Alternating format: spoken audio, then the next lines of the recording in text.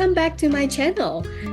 Today, I'm so delighted that we are going to have a conversation with my colleague, Olivia Thrift. And so, Olivia is a licensed psychologist who works with us at the San Francisco Center for Compassion Focused Therapy. And I am very interested in hearing what Olivia has to say today, especially because Olivia has this specialty working with adults who have difficulties growing up in a home environment that's not so stable, if you will. I think we'll go into it more, but I just wanted to really share my excitement and welcome Olivia to join this conversation. Thank you. It's so nice to be here. And yeah, looking forward to this conversation. Yeah. So, Olivia, would you like to use your own words to kind of let everybody knows more about like your background and the kind of work that you do and your perspectives? Yeah, absolutely. So I think you already mentioned I'm a licensed psychologist. I grew up in the UK, so I'm licensed in the UK and in California. So I was practicing in the UK for about 20 years, and I was working in the NHS with clients with long-standing and entrenched kind of difficulties, often meeting criteria for the diagnosis of personality disorder, uh, focusing especially on women. I moved to California 8 years ago, and I'm now licensed in California. And I've really, in my private practice here, I've continued to work with clients with a kind of whole range of difficulties, but typically clients who maybe struggle a little bit with emotional regulation and who grew up in families where their needs were really not met.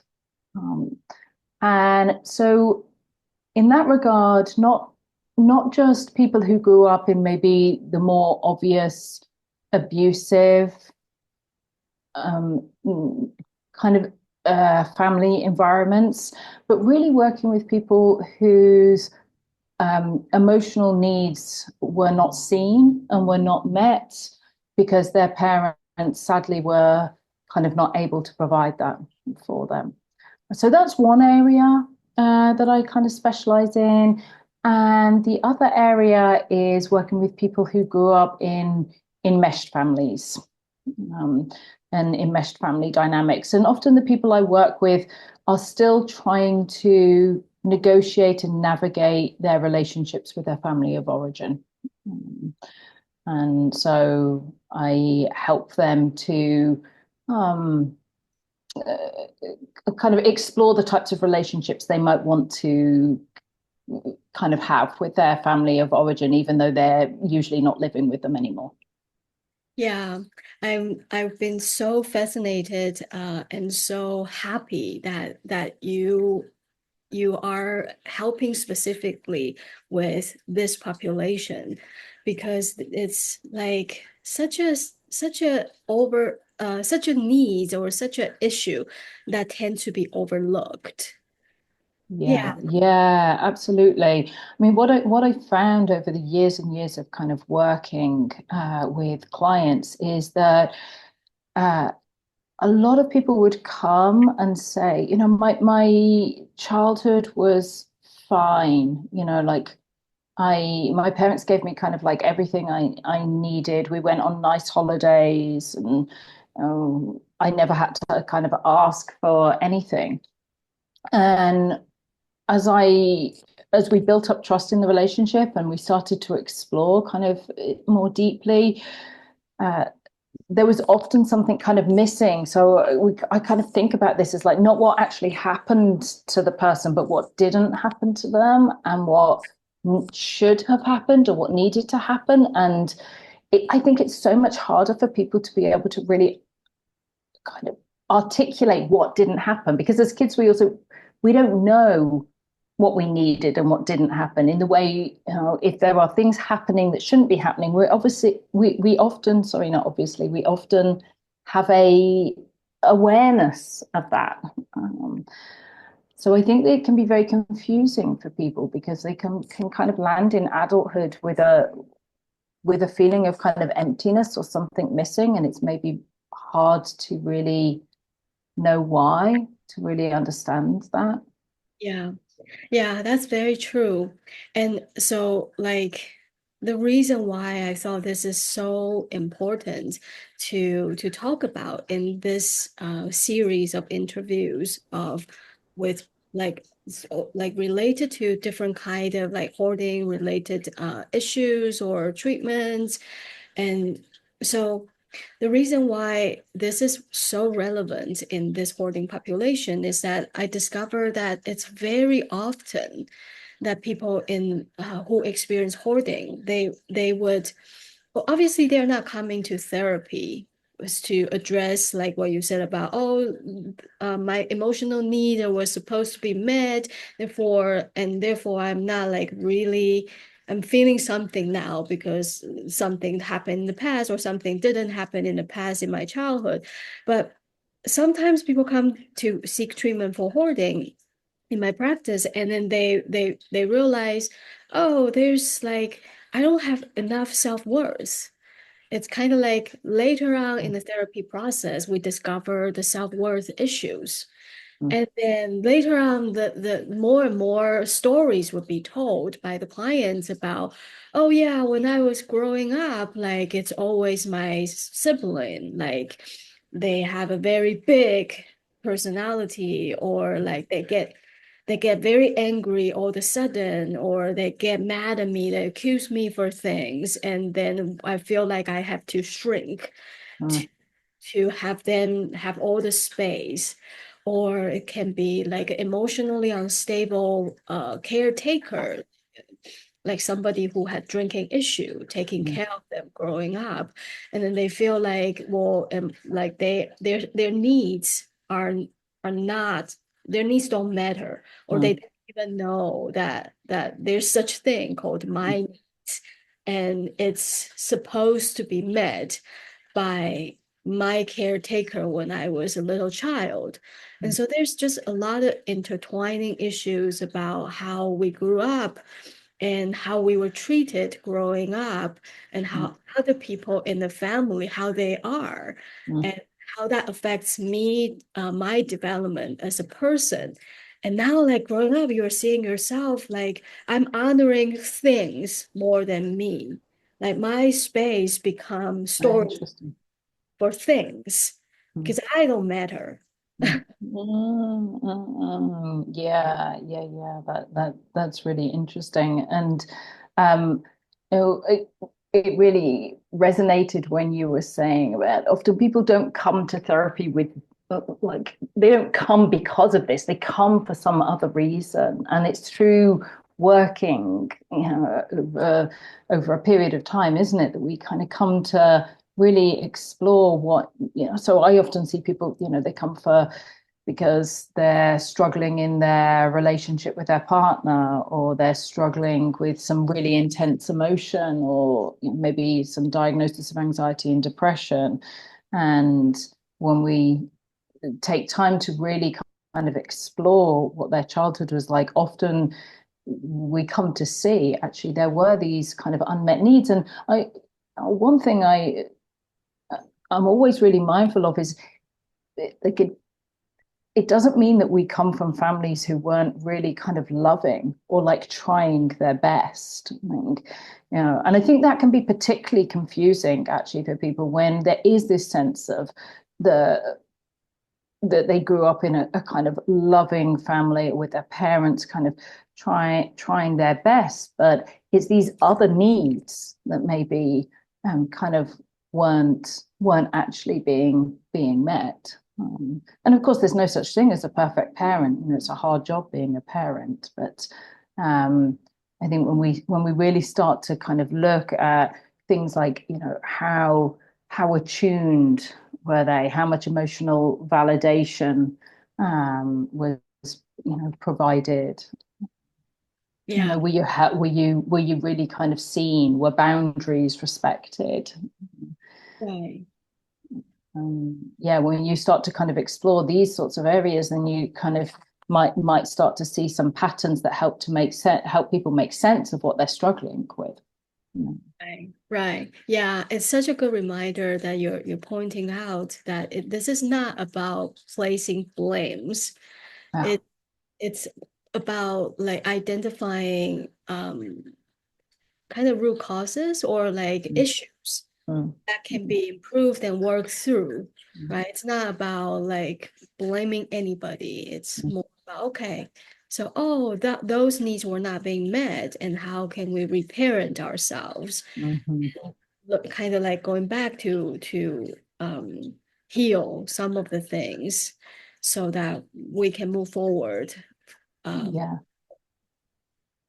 Mm, yeah, and I think in my experience, what's been really helpful with the people that I've worked with is really kind of taking time, and it can be a long process, this, but taking time to really kind of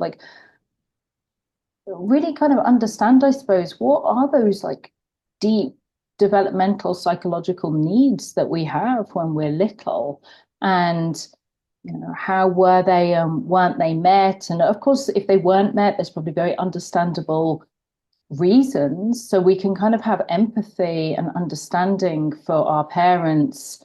Maybe there's some generational dynamics or kind of cultural dynamics, so how can we have kind of compassion for our parents or our caregivers who were doing hopefully the best job that they could do, whilst at the same time really starting to deeply understand how that might have kind of impacted us, and what difficulties that might have kind of contributed yeah. to. Yeah. So I guess I guess related to the line about identifying issues and then think about how we heal these things, I think maybe what may be quite maybe useful for our audience is maybe I can share a little bit about some of the things that we see clinically with people experiencing hoarding, and then I can pick your brain. Um, Mm-hmm, okay, so these are some kind of typical scenarios, and how do we heal this? mm-hmm, And mm-hmm, what do you see could be the issues that needs attention? mm-hmm, mm-hmm. Shall we? Yeah, yeah, yeah. Yeah. So as we're talking about this, I'm thinking about like a couple of different kind of typical scenarios, and this is not any specific client. It's kind of like a general impression from different clients, a lot of Uh-huh. collection. Yeah. And Yes. so one typical thing is kind of related to uh like not feeling like they feel like they can't take up space, and so there's no space for my existence there, Mm, or my existence is somehow like if I take up space is somehow it's threatening, mm, and if I have my needs, if I prioritize my needs, then it's selfish or mm, it's even dangerous. And so what I'm not saying that this only applies to people with hoarding issues, but with people with hoarding issues, it's kind of like it's that it looks like they started to prioritize objects needs. uh-huh. Like, Uh-huh. so this thing was a gift from somebody, and so it's very important that I take care of this thing because Mm, it means that person care enough to gift me this thing, or it means this is the other person's legacy because I inherited this. So doesn't matter my needs, it doesn't matter I don't have space, but I am responsible for the well-being of these things because things mm, matter more than I matter. mm, mm, mm, Yeah. mm, mm, Kind of like one thing that I see. mm, And then I also see another thread. It's almost kind of like, well, because of the instability of the emotions of the family members or some of them that they grow up with, it feels it's just that there's this like deep sense of not feeling safe. mm, And can't even pinpoint what's going on right now that's making me feel unsafe. It's Yeah. just like it's almost like these people's like neurological systems were wired in this way when they were growing up, when the environment were not stable. There may be Mm, somebody who will have outbursts of emotions or anger, right? And so that this kind of subtle but constant feeling of unsafety makes people want to get control, mm, somehow holding on to things or being surrounded by things mm, makes them feel protected, feel more in control. Yeah, so these are kind of common and makes me really wanted to have this conversation with you about like like all these kind of like earlier life interpersonal relationships, mm, how that shapes our how we take up space in the world, how we relate to ourselves, and mm, how we kind of manifested these kind of coping mechanisms that are kind mm, of unhelpful later on. mm. Yeah, and as you were talking, and one of the examples you gave, and you were talking about like this sense really of like not being seen in childhood, and then I think I might not do this justice in terms of just reflecting back what you were saying, but this like it's not being seen, and then holding on to things because things were kind of a way of feeling like valued or feeling kind of special. And I think well, I often with the people that I work with this where there hasn't been this really deep attunement to kind of like who they are, then what I see is this kind of sense of um, not really knowing myself. Like I don't really know what I feel. I don't even really know what I want. And what sadly this can lead to is kind of going through life, I think, kind of like making decisions that maybe aren't kind of coming from a place of like really deeply knowing ourselves. And so for the people that I work with, often they may struggle with kind of decision making, or they may have like made decisions based on what they think they should have done. And often leading to this kind of chronic sense of kind of emptiness. I is often what I see. Um, and I think the other thing I wanted to mention, which actually I see a lot in my work, when people have maybe grown up with parents where there has been a lot of like emotional um, instability or reactivity, a lot of like strong emotional reactivity is having to take care of parents' feelings from a very young age in order to create safety. And I think this is similar to what you were talking about, this sense of like not being safe. Um, and um, and so there's this been maybe they've been walking on eggshells, or they learned very early on that as a survival strategy, and it was adaptive at the time, was to become hyper focused on other people's emotions and to adapt and be cautious. And I think often what happens is then kind of land in adulthood, and these patterns continue through our life. And so they land in adulthood, and there is often a real hypersensitivity to other people's moods, other people's body language, other people's behavior. And what might come from that is like over responsibility as well, taking care of everybody else, potentially at the sacrifice of uh, our own needs. Right. Yeah, all of these things are so resonate. Yeah, Mm. so it's like yeah, like it's so interesting sometimes when I work with people and talk with who hoard and talk with a clinician like yourself, like it feels like even though we work with different populations, but a lot of in like very overlapping mechanisms.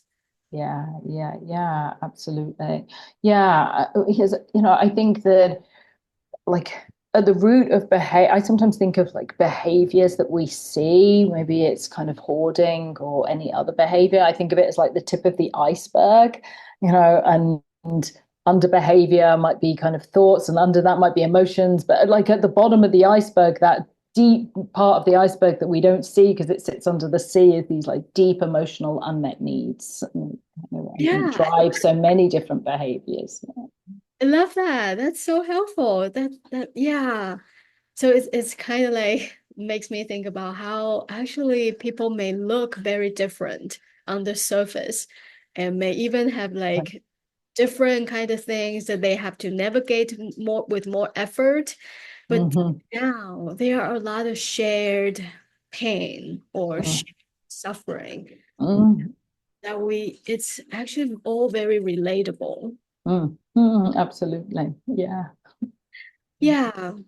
So I love what you said about like kind of like the blurry of the boundaries, and it's not like having hard time making decisions because it feels like they don't know people sometimes after experiencing this kind of upbringing, like people don't know what they really feel, Mm, what they mm, really want, and so they have a hard time making decisions or even making decisions despite knowing that's not what they want, yeah. peace or just to do the shoulds. Mm, mm, Yeah, mm, yeah. I've seen a lot of clients, like obviously this is a population struggle with decision making. Mm-hmm, mm-hmm, Right. Like what should I keep? What should I toss? And can I even toss? yeah. Or maybe I don't have enough. Maybe I should like survey all the information possible, include all the possibilities, because I don't know which one to choose, so may as well get it all. And so all these things, it's like even though on the surface level it's about things, about Mm, objects, but it's very internal, it's very private, it's kind of deep. mm, yeah, yeah. Yeah. And I think just thinking about these kind of like internal, understanding our clients' kind of internal world. I think when emotional needs, haven't been met in kind of childhood, children, we know this developmentally, like children blame themselves. It's kind of like an adaptive coping strategy because they know that they are dependent on their family for survival. So they need to maintain relationship, of course, with their parents. And so they won't think, oh well, maybe my parent is just struggling. Maybe my parent's struggling with depression, or my parent has their own kind of trauma that's impacted them. Of course, they don't have that sophisticated understanding as children, and so they blame themselves. And so I think what I see a lot in the clients that I work with is a real sense of like defectiveness and shame that they're holding kind of deep, within them. And they often maybe like they try and undo things to perhaps like prove a sense of like self, like they're constantly kind of doing things to almost like say to show that they are successful in some way. And then there can be some confusion, I think, of like, why aren't these things actually kind of leading to a sense of feeling good inside of myself? Like I've got this good job or this successful career, or I have kind of friends, and yet I still have this sense of something missing, something wrong inside of me. And I think that internal experience can really come from growing up feeling like they maybe they were bad in some way, or they were not good enough in some way. There was something wrong with them. That's why my parent couldn't show up in the way that kind of I needed them Yeah. to. Yeah, this is also very, very relevant to the hoarding population. Like we see a lot of people hold on to things, and these things, basically the meanings of these things boil down to it makes me feel better about myself. Yeah, Yeah. yeah.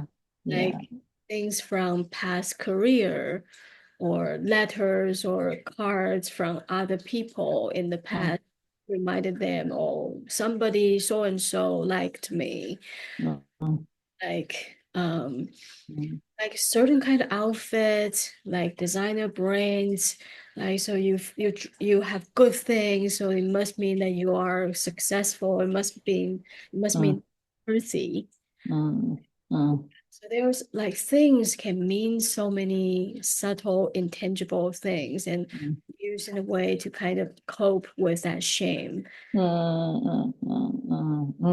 Yeah, I think maybe what you're kind of describing there is that kind of having things to kind of try and give that like self-esteem boost, but it never actually creates that shift in like what we're really talking about is self-worth, the self-worth of like I am this worthy person, worthy of connection and worthy of love, which starts so early by parents who are really attuning and seeing us and mirroring us um, and giving us the positive feedback and just smiling when we walk in the room. And I see this a lot of like people kind of chasing after like self-esteem. Uh, and I think there's nothing wrong with self-esteem. We all want to kind of, achieve things and do well, but maybe what I think can be helpful in therapy is really looking at that self-worth kind of piece, which I think is where the compassion work is, Yeah. so helpful. Can you tell us more about that? Like the Uh, how do we rebuild that self-worth when earlier life circumstances didn't just give us that?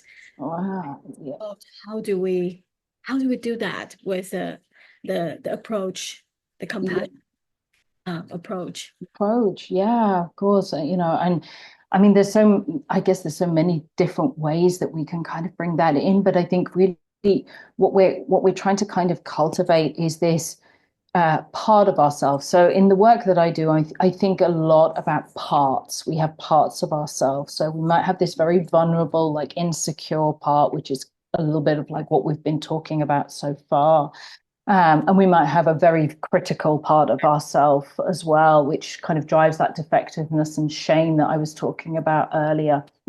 And so, through in kind of compassion focused therapy, we were really wanting to strengthen this kind of compassionate part of ourself, where we are relating to ourselves in a way where we are empathic and we are non-judgmental, and we have wisdom, um, and where we so self-esteem is kind of contingent on things going well. And what we're wanting to develop when we're working with this compassionate part of someone isn't like, how do we relate to ourselves when things go well? Is how do we relate to ourselves when we mess up or when something goes wrong or when something deeply painful happens in our life, which, there's a universal truth that this is going to happen to us all. Things go wrong, people we love die, relationships break up. And it's in these moments where we want to think, okay, so like how do we relate to ourselves in moments of deep suffering?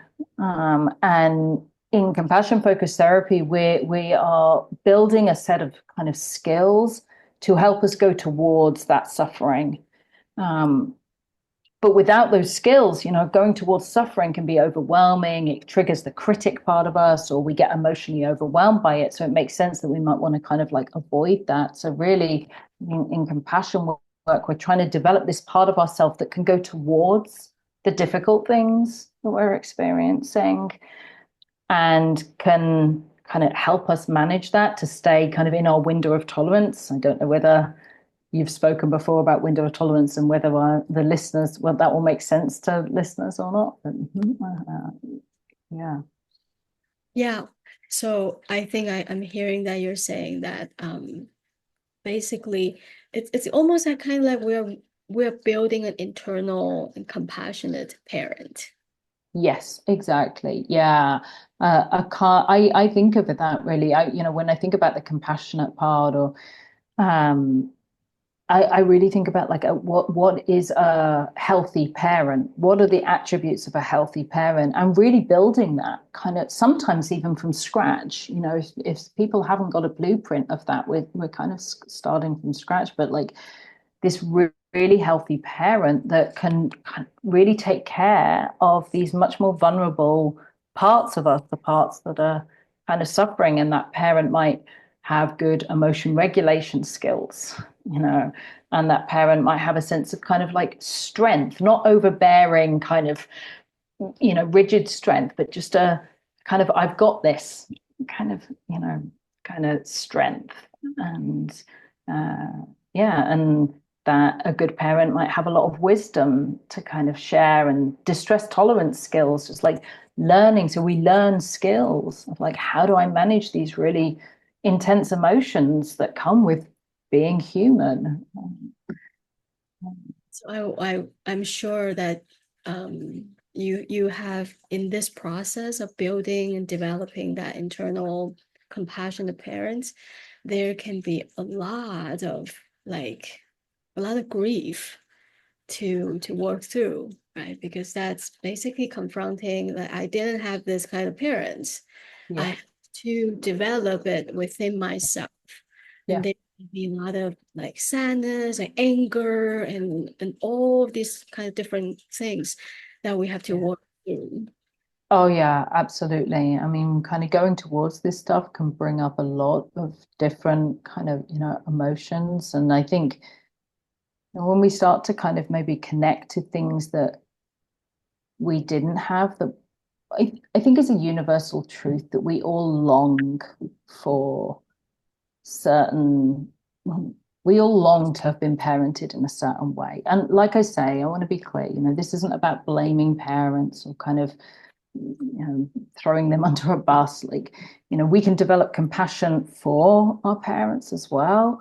But I find that sometimes when people have a lot of empathy for their parents, you know, sometimes, not always, but sometimes it's kind of at the expense of having empathy and compassion for themselves. And so we kind of want to hold both. Like, can I have compassion for my parents having done the best job they were probably able to, given their own history, but also having kind of compassion for like what I longed for. And we have going full circle back to what I was saying, we have these longing, I think, for having being parented in a certain way. And when we start to really understand maybe what we didn't get, what needs weren't met for us, there can be a very deep sadness, I think, that comes with that. And anger, you know, there can be a lot of kind of anger that comes up as well. And I think it's important if you're doing this work in therapy that you know that I mean this grist for the mill for the therapy that